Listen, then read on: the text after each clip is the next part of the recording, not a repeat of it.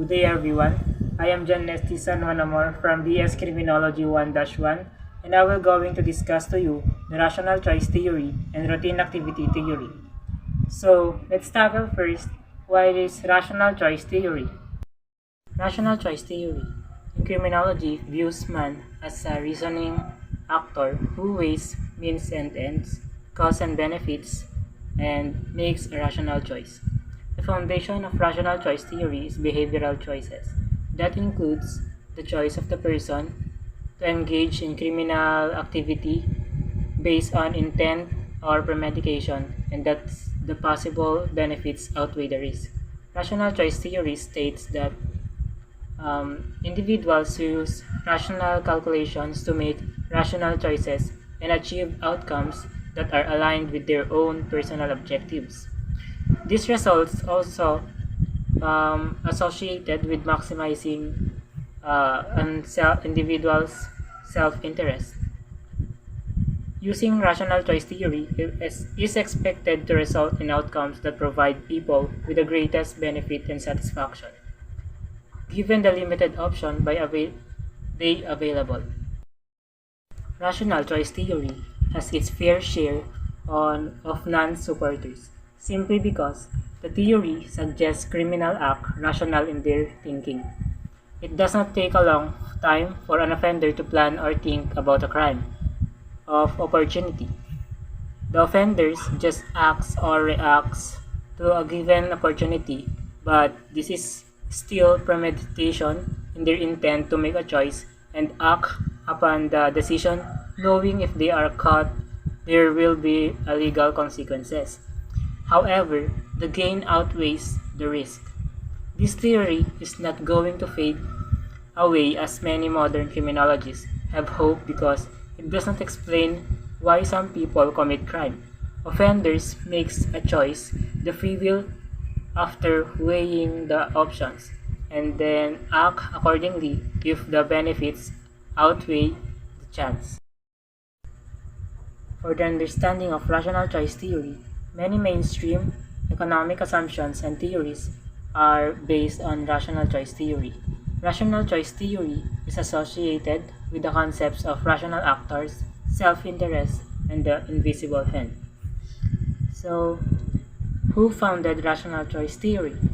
It's Adam Smith, who proposed the idea of invincible hand, moving free market economics in the mid 1770s.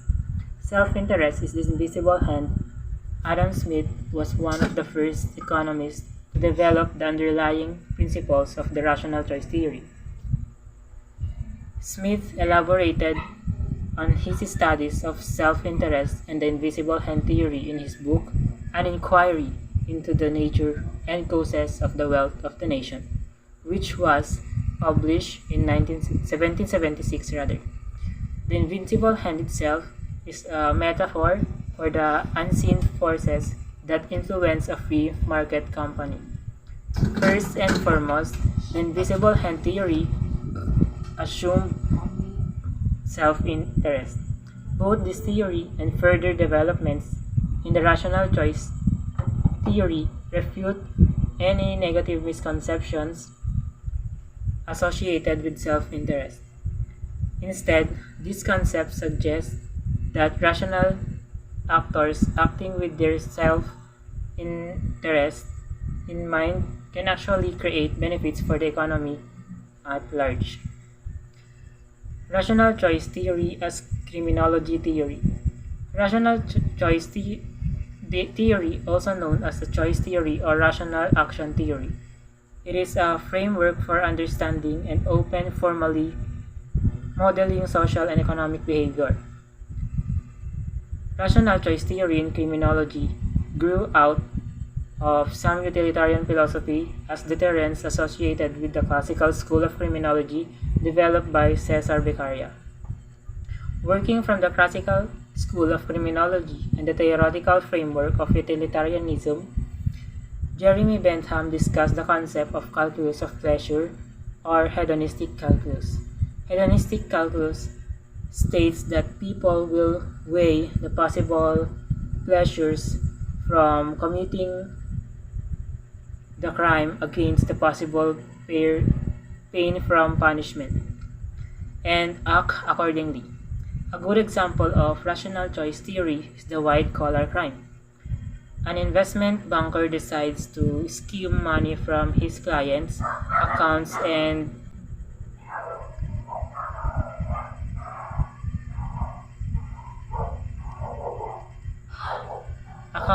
hides the loss, and then personally takes the money to fund his or her lavish style. So, what are the strengths of rational choice theory? One of the strengths of rational choice theory is the versatility. So, let's talk about the strengths and weaknesses of rational choice theory. Let's go with the strengths. So, one of the strengths of the rational choice theory is the versatility of its application. Means it can be applied to many different disciplines and areas of study. It also makes reasonable assumptions and compelling logic. The theory also encourages individuals to make sound economic decisions. By making sound economic decisions, it is possible for an individual to require more tools that will allow them to further maximize their preference in the future. So let's talk about the weaknesses of rational choice theory. One of the weaknesses of rational choice theory is that it doesn't account for intuitive reasoning or instinct for decisions that must be made in an instant, such as decisions that influence survival. There may not be line to weigh the cost and benefits. So, like all theories, one of the benefits of rational choice theory is that can be helpful in explaining individual and collective behaviors. All theories attempts to give meaning to the things we observe in the world. Rational choice theory can explain why people, groups, and society as a whole make certain choices based on specific costs and rewards. So here's the pros and cons of rational choice theory. For the pros, it's helpful in explaining individual and collective behaviors. All theories attempt to give meaning to the things we observe in the world and can help to explain behavior that seems irrational. In cons of rational choice theory, individuals do not always make rational decisions. In reality, people are often moved by external factors that are not rational, such as our emotions. Individuals do not have perfect access to the information they would need to make the most rational decisions every time. And people value some dollars more than others.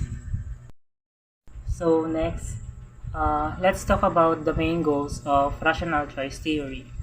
The main goal of rational choice theory is to explain why individuals and larger groups make certain choices based on specific costs and rewards. According to rational choice theory, individuals use their self-interest to make choices that will provide them with the greatest benefit. People weigh their options and make the choice they think will save them best. So, for the key takeaways of rational choice theory, we have number one, rational choice theory states that individuals rely on rational calculations to make rational choices that result in outcomes aligned with their own best interest. Number two, rational choice theory is often associated with the concepts of rational actors, self-interest, and invisible hand. And number three, many economists believe that the factors associated with rational choice theory are beneficial to the economy as a whole. Number four, Adam Smith was one of the first economists to develop the underlying principles of the rational choice theory. And number five, there are many economists who dispute the veracity of rational choice theory and the invisible hand theory. Routine activity theory is a subsidiary of rational choice theory, developed by Cohen and Felson, 1979. Routine activity theory requires three elements be presented to be occur. One is a motivated offender with criminal intentions and the ability to act on these inclinations. Two, a suitable victim or target. And last, number three, the absence of capable guardian who can prevent the crime from happening. These three elements must converge in time for a crime to occur. Examples of capable guardians are the police patrols, security guards, the door staff, vigilance staff, and co-workers, friends, and event takers. Routine activities theory is also a micro perspective on crime in that it predicts how changes in social and economic conditions influence the overall crime and victimization rate. Felson and Cohen postulate that criminal activities are a structurally significant phenomenon. So what is a structurally significant phenomenon? Meaning, the violations are either random nor trivial events. In consequences, it is the routine of activities people partake in over the course of their day and night lives that makes some individuals more susceptible to being viewed as suitable targets by a rationally calculating offender. Routine activities theory relates the pattern of offending to the everyday patterns of social interaction. Crime is therefore normal and is dependent on available opportunities to offend. If there is an unprotected target and there are sufficient rewards, a motivated offender will commit a crime. In terms of suitable targets, the choice is influenced by the offender's perception of the target's vulnerability. The more suitable and accessible the target, the more likely that crime will occur. The presence of capable guardians is also held to deter individuals from offending. And that's all for my video discussion about rational choice theory and routine activities theory. I think that you are dope.